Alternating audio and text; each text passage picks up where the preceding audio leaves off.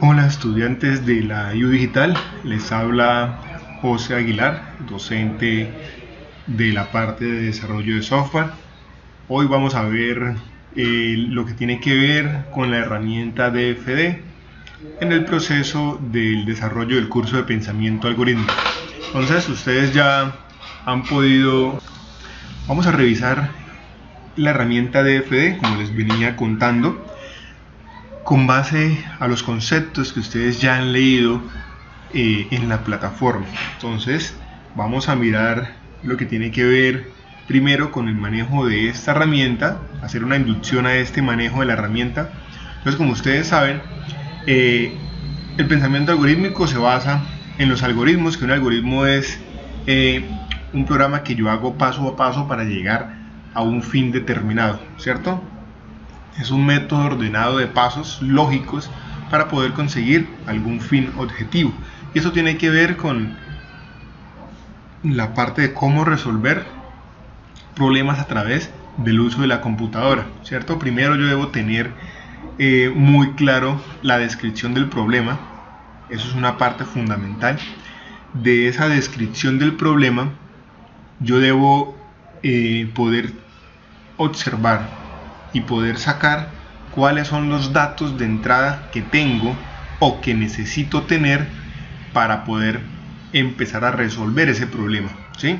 Y con base en esos datos de entrada, también después mirar cuáles son los datos de salida que yo debo ofrecer como resultado del proceso.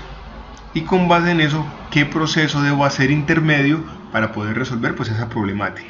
Entonces, aquí es donde entran en juego los algoritmos. Entonces los algoritmos es un programa finito, ¿cierto? Que tiene un inicio, como se ve acá, que tiene un fin, ¿sí? Y que por dentro de estos dos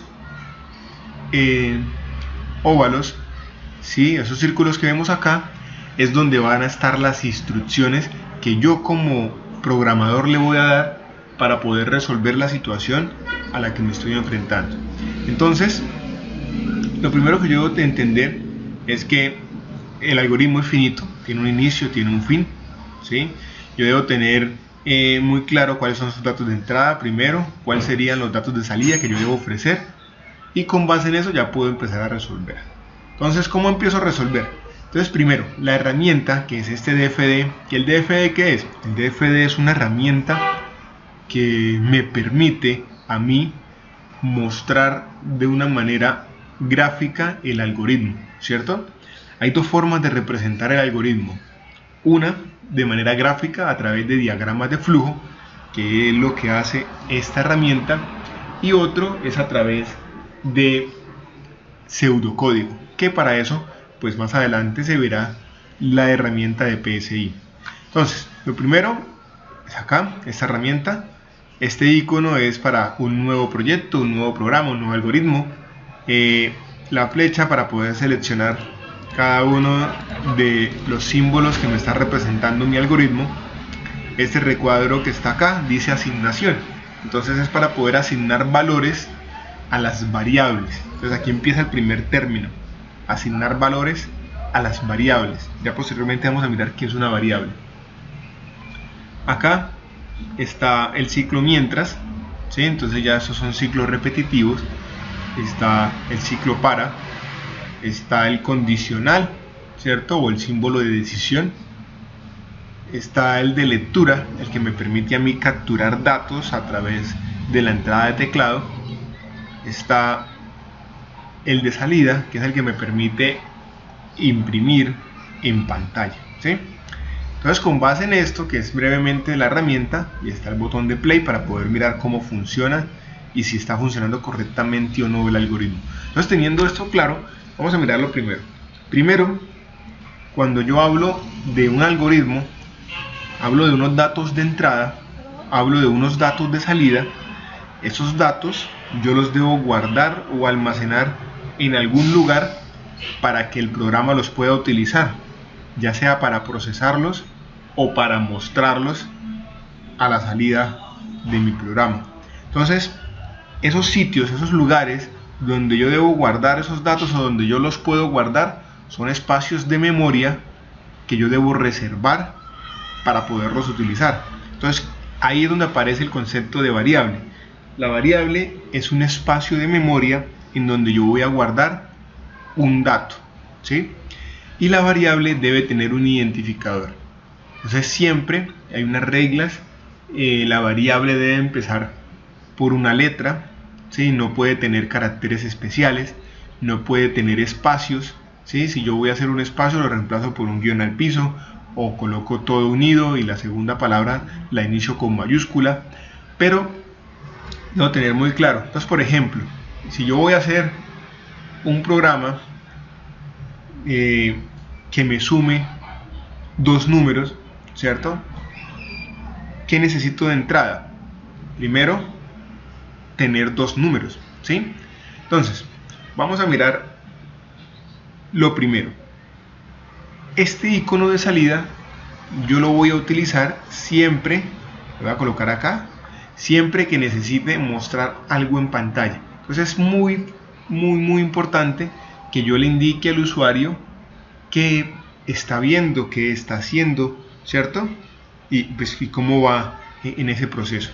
Entonces yo no puedo pedir directamente con este símbolo de lectura los datos sin previamente haber impreso un mensaje en pantalla indicándole al usuario que debe ingresar los números. Entonces voy a darle doble clic, me sale este cuadro y acá en comillas dobles yo le voy a colocar ingrese el primer número, ¿cierto? Y voy a colocar el símbolo de lectura y le digo doble clic y voy a declarar cuál variable va a recibir ese valor. Entonces digo num 1.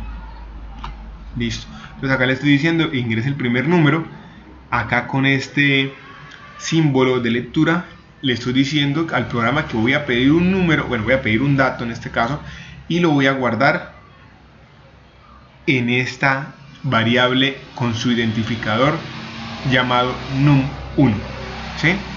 Y acá pues los valores de las variables, ¿cierto? Porque ustedes observaron allá que hay unos tipos de datos.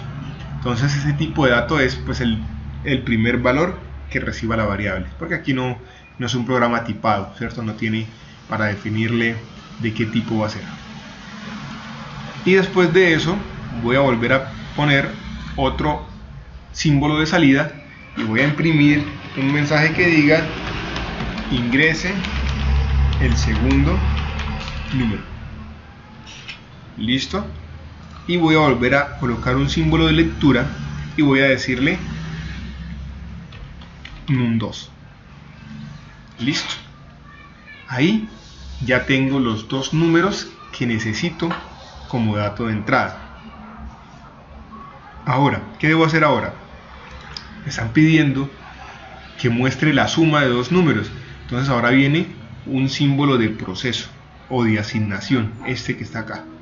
Entonces voy a darle clic ahí, lo agrego, doble clic y fíjense que él tiene tres espacios en los cuales puedo hacer procesos o puedo asignar valores. Yo puedo decir acá, por ejemplo, que una variable x, este símbolo significa igual, va a ser igual a 0. Entonces, ¿qué estoy diciéndole ahí? Estoy diciéndole que le estoy asignando un valor de 0 a la variable que estoy creando x, ¿sí? Pero eso es un ejemplo, este no es el caso. Yo no necesito una variable con valor de 0. Voy a crear una variable res de respuesta y a esta variable res le voy a agregar o asignar el proceso de num1 más num2. Entonces, ¿qué le estoy diciendo acá? Que esta variable res va a ser igual a la suma de num1 más num2 y le doy a aceptar. Y luego vengo con este símbolo de salida, le doy acá, lo agrego y yo puedo colocarle acá res, ¿sí? Y aceptar. Y lo puedo probar si funciona. Le voy a ejecutar y me dice ingrese el número 1, le doy continuar, entonces número 1, 5, continuar, ingrese el número 2 o el segundo número, le digo 7, le digo continuar y me dice 12, ¿sí? Entonces ahí estamos bien. Pero fíjense que me dice 12 y no me dice la suma de los números es 12, ¿cierto? Que debería ser el orden de las cosas para que el usuario sepa que le estoy mostrando. Entonces aquí le voy a decir la suma de los números es, de un espacio, o le puedo colocar 2 puntos, coma, res, aceptar, y vuelvo y le digo 5, 7, y me dice la suma de los números es 12. Entonces continuar, volvamos acá. Muy importante lo siguiente, entre comillas en los cuadros o en los símbolos de salida, que son estos símbolos, entre comillas va cuando yo quiero imprimir un texto, un mensaje de texto. 5 comillas, así como este, 5 comillas es cuando yo voy a imprimir o a mostrar el valor de una variable. Pero cuando quiero mostrar todo junto, o sea, como en este caso, texto y variables, debo separarlos por una coma. En este caso la coma es el símbolo que me concatena los dos valores, tanto el valor textual, que es este mensaje, como el valor de la variable res. Por eso es que sale junto, sale la suma de los números es 12, porque la coma me está uniendo, es el que hace la unión de esos valores para que me los pueda imprimir los dos, ¿sí? Listo, entonces ahí estamos con la parte de asignación, ¿sí? Entonces este es lo que le quería mostrar en este video, cómo puedo manejar la herramienta en cuanto a la parte de asignación, ¿sí? En cuanto a hacer operaciones con operadores matemáticos. Entonces recordemos, vamos a abrir acá, que operadores matemáticos tengo la suma, la resta, la multiplicación y la división, que son los operadores comunes que nosotros conocemos porque son los que utilizamos matemáticamente. Pero va a aparecer un operador nuevo, o de pronto algunos ya lo conocen, que es el módulo o el operador mod. Acá para esta herramienta se escribe así, mod, ¿sí? Que si yo digo número 1, dejo un espacio, mod, un espacio, número 2, estoy diciendo número 1, hágale mod con número 2. ¿Y qué es mod? Entonces mod es una división, quiere decir que voy a dividir número 1 entre número 2, pero tiene una característica especial, que mod no me devuelve el cociente como las divisiones normales que nosotros hacemos con el símbolo de slash, sino que me devuelve el residuo de esa división, ¿sí? Entonces para algunos casos yo necesito el residuo y pues eso es lo que me está devolviendo el mod. Para esos casos utilizo el mod, ¿sí? Entonces, dejando hasta ahí, los espero en el próximo video para seguir profundizando en la parte de algoritmos con DFD. Muchas gracias.